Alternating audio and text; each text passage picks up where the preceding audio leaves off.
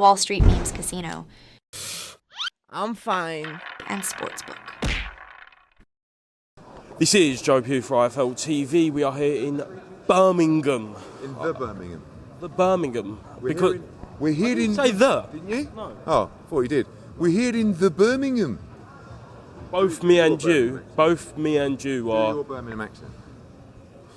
Sound like Andy Puro. Birmingham. Oh, that's brilliant, Joe. Yeah? Yeah. Well, we're getting stick, both me and you, for the way we say Birmingham. Because I say Birmingham. But you've got to properly pronounce the G. Birmingham. Birmingham. That's what Puro was telling me behind there. Said Birmingham. Yeah, saying Birmingham. Yeah, but we're here in Birmingham. We are. Great show. Fiery face-off. It's a really, really good card tomorrow night. Really good card from top to bottom. And everybody's fired up. Everybody is on weight, ready to give you a great night of entertainment on DAZN tomorrow. I think we're going to get a really good card. Walker Crocker. Yeah. Everyone who knows about boxing knows that is a cracker. Yeah, that and Denny against Cash, to be honest with you. But I think when you talk about Lewis Crocker, everyone's talking about this kid as someone that can really do damage at world level at 147 pounds. Conor Walker is one of our favourite boys because the turnaround's unbelievable. Now he's taking his career very seriously because a lot of these guys, Joe, because they're not in big fights, you can't focus 100% on your career. Like if you ain't making money in the sport, you need another job. You've got to be doing this. You've got to be balancing your training. How hard that must be to have like a full-time job as well. It could be a manual job as well. You're getting up, you're running in the morning, you're working all day on whatever it is, labouring, whatever you're doing. You're in an office, and then you're back in the gym in the evening for sparring. Mate, it's brutal. Now, because he's got that win, he's had the opportunity now he's had 12 weeks, whatever he's been, he's in fantastic condition, and you're going to see the best of Lewis Crocker. We'll find out how good Lewis Crocker is tomorrow night. Maybe he's too good for Conor Walker, but maybe there's a little bit of hype there. Let's find out. Good luck to both men.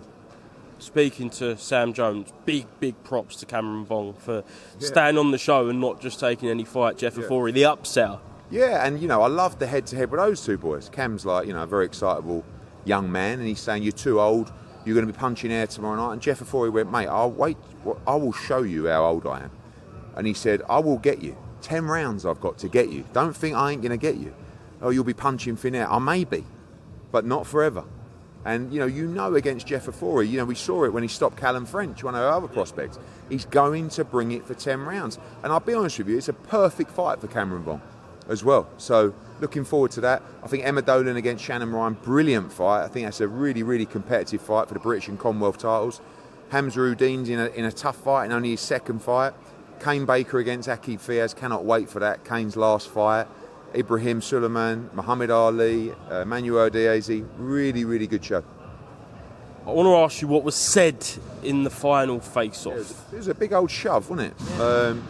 So you'll hear it all on the socials anyway, but Tyler Denny said, you are fucked at the weight. You've been weighing yourself all week. You are finished. Tomorrow night, your entire career is over, basically. That's what he said. And Felix Cash said, you'll see, I'm going to knock you spark out. And then it was a big shove and a little bit of it, But that's a great fight because, for me, Felix Cash has all the ability, right, to go and become a world champion. But he's had 18 months out of the ring. And we know that, it's been tough for him. He hasn't lived a life during that period. Sometimes that can come back and bite you in the arse. If he's not hungry enough for the game tomorrow night, he is going to be in for a tough night. Tyler Denny's a machine, really super fit. He's lived the life.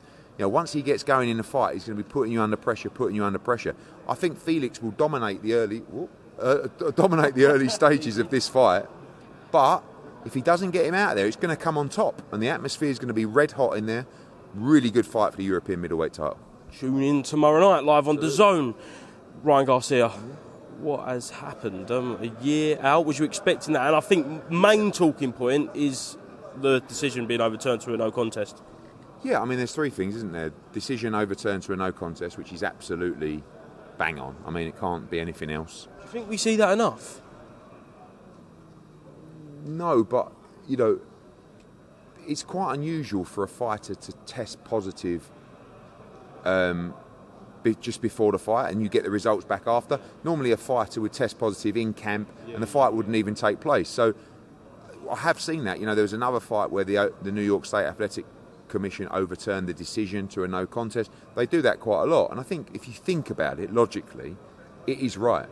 The other one is he's got to pay 1.2 million to Golden Boy. I mean, I've had about 20 fighters test positive on my shows. I've never had a bean. Can we change this rule globally? Do you know what I mean?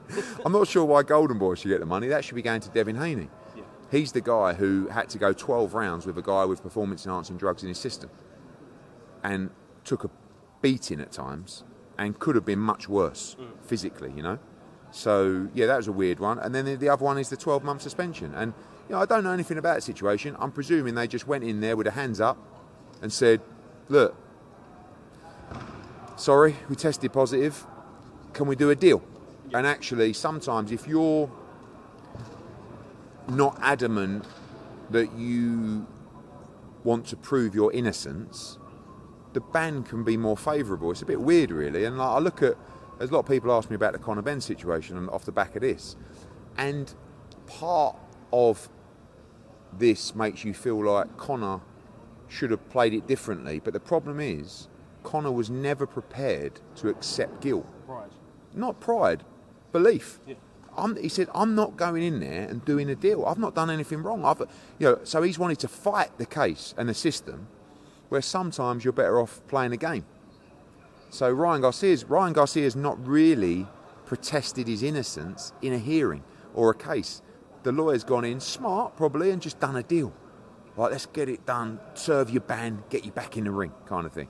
Which, you know, if you're not bothered about your reputation and all that kind of stuff, it's probably the smarter thing to do. But hindsight's a great thing. He's going to be out for a year. My worry is not the year ban. My worry is what he does in that year. Because without boxing, without training camps, you know, someone's got to grab hold of this kid. For Devin, you know, Devin may not fight until that rematch. Devin said that, didn't he? The rematch is a big fight. So, I don't know, like, you're probably thinking, I ain't getting $1.5 million for fighting Sandor Martin. You know, we could give him a fight in Australia against Liam Paro. Maybe he don't want to risk that and just sits out himself for a year.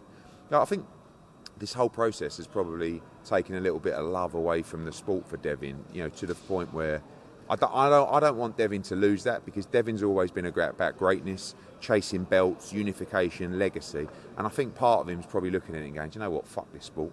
I'll sit out, go on holiday, and then I'll fight Ryan Garcia for a load of money. And if I get beat again, fuck it, I might even just jack it in.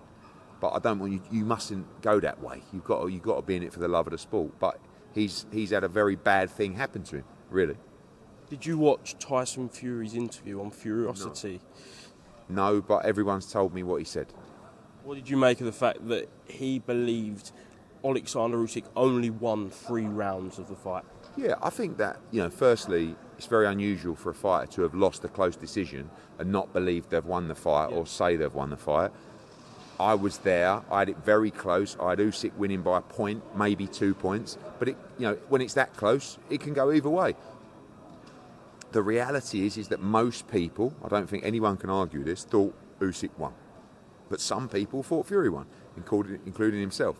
So he definitely won more than 3 rounds. But there was also a 10-8 rounds, which was a big turning point in the fight. He said that as well, in all fairness. And I felt I got stick because I said I didn't really give Usyk many rounds until, what was it, the 7th or 8th, can't even remember now. But a lot of people had it all square after 6. But scoring's subjective. So it was a very close fight either way. I think that Tyson can win the rematch. Does it take place on December 21st, yes. Do you believe? Yes. Why are people saying, like Johnny Nelson saying... Because it's like, why would you think or say that rematch won't take place? Tyson Fury's a competitor, right? Forget the bullshit of, I don't care about the belts, I don't care about this. He does. He cares about boxing. He's a competitor. He's a winner. He wants to win. If he's really been real with everything he's saying, he's confident going into the rematch. He makes a load of money. He could become pound for pound number 1 if he wins the rematch. Of course he's going to take the fight. You know, listen, if he gets cut or he breaks his hand or that sort of stuff can happen. But I don't know why we're always quick to say, well, that won't happen. But I don't know. Weird. Last week, reports of this Saudi league sounds amazing. Can you give me any information on that? Really? I mean, look, obviously a lot of conversations have confidentiality around them. A lot of what was reported was not true. Some of it was reported has been discussed. All I can say on it is that His Excellency has a very complex,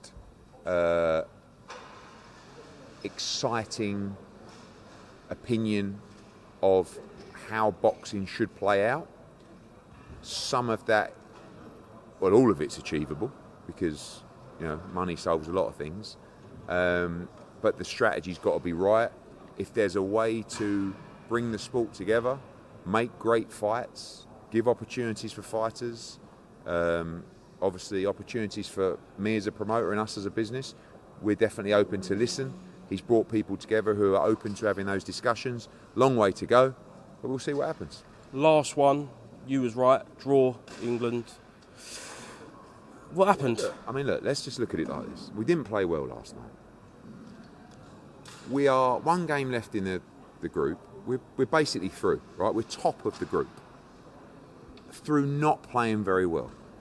What about a little bit of half glass full in saying we've been playing shit, but we're top of the group and we're basically through, right? What happens when we play the bigger teams? The reality is, Joe, if we're not good enough, we get beat. But the negativity don't help. It never helps any situation. Call me deluded, but I would much rather be in a position where we go, right, listen, we ain't been playing very well. We're going to improve. We have to improve. We know that. If you listen to the interviews from the players and from Gareth Southgate, pretty honest, wasn't it? I quite like what I heard. Yeah, it weren't great, to be honest with you. But listen, we're through. We've got to get better. The swell of negativity of, oh, we're fucked. Oh, we got no chance. Oh, we're useless. Oh, it's just so draining. What about a little bit of positivity where we go, do you know what? I think we've got a great team of players. We're going to improve because we need to. But more importantly, we're through already, through underperforming. Imagine if we perform. And if we perform, we can beat those teams. And I promise you, that swell of positivity, it goes through, that just like negativity goes through all the cracks, yeah? And it gets to the core. The positivity rises up from the core into your feet and into your soul. And it means a lot. So let's get behind England. If we get beat, we can have a moan then.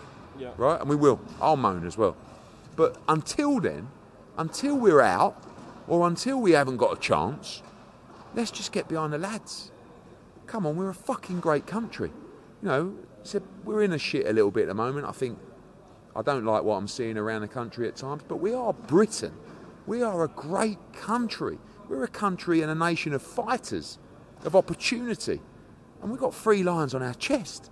So let's get behind the boys.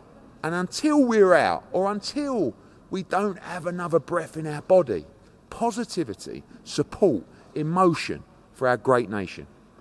And we'll have a right moan up if we get knocked out on penalties. But until that moment, let's get behind the lads. All good now. Thank you very much, Eddie. Cheers.